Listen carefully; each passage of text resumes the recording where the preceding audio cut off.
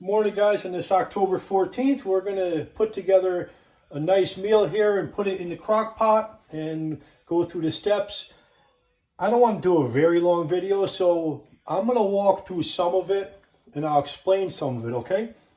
So the first thing I'm going to do is, this is the salt I'm going to use right here. You can get it on Amazon. So it is Baja Gold.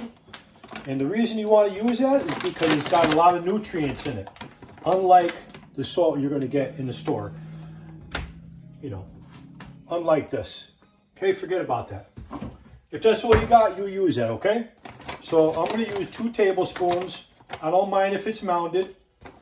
I'm going to put it in a cup of water. Okay? I'm going to pour that into my crock pot. Plug that baby in there, and it's always going to be on low, the crock pot, okay? I'm going to get a little swig of water here to get the salt out of there. Maybe I should have mixed it up. All right, so this is what I'm using. I got a 5-pound bag of red potatoes. I may not use them all. Amongst this stuff here, when you're looking, I got some organic zucchini. I had no more in my garden. I bought these from a local farmer, these 2 peppers, $1 each. I bought this for the meat that I'm going to be using from Aldi's, about $18. The rest of the stuff I got from the garden. The jalapenos, the finger eggplants, some green beans, what was left, crazy looking radish, and we got some little cherry tomatoes. I have a number of bigger tomatoes here. I may put them in, I may not. It depends on what I'm able to get into the crock pot. So it's my goal to get as much food as I can in there for my lunch. And of course this is food too, but the potatoes and the meat have more calories. So I'll be leaning towards more meat and potatoes and a little less vegetables.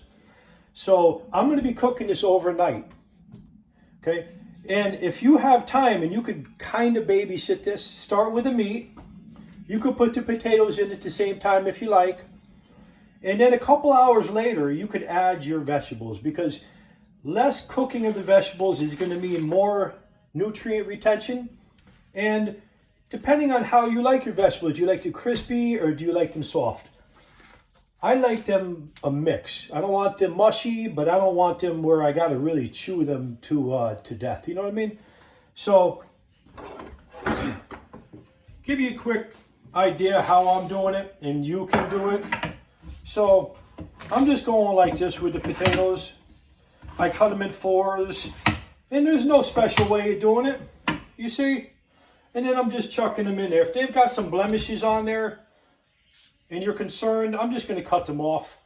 I've got a little bucket here for my compost, and so that is good for stuff like this.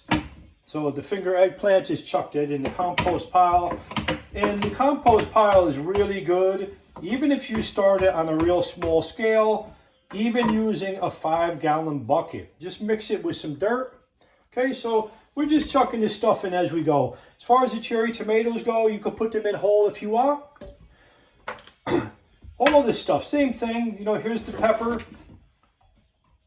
Cut the seeds out. Put the seeds on the side and take them away from the plant.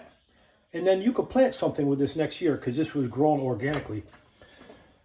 I'm going to use this. I didn't want to show this because it's a little gnarly looking. Look at that big sucker. I missed this. Look how big they get. Green beans. Okay. The meat, I'm going to cut it up into similar sizes like the potato. And I'm going to throw that in there now. And just to recap, so I'm putting the meat in. I'm going to put the potatoes in now. Okay. So I got me a cup of water, 2 tablespoons of salt. I'm going to put a little black pepper in there. When my meal is done tomorrow morning, I'm going to take the lid off of it. I'm just going to put it like this so it could cool down a little. I'm going to put a little extra virgin olive oil in there. And I'm going to take out what I need for my meal for the day. I'm going to put this crock pot in the refrigerator with the lid on it.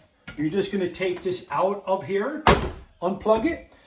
And depending on how much you eat, you might have meals for the week. Let's just say you're going to use it just for lunch. And you want to talk about some big money savings doing it this way? And it's, you know what you're getting. It's really good for you. So if you like me, please subscribe. If you have any comments, let me know. I'm here to try to help folks in any capacity that I possibly can, offer what I've learned in my 58 years. And that's about it, guys. Hope you're having a great day. Take care.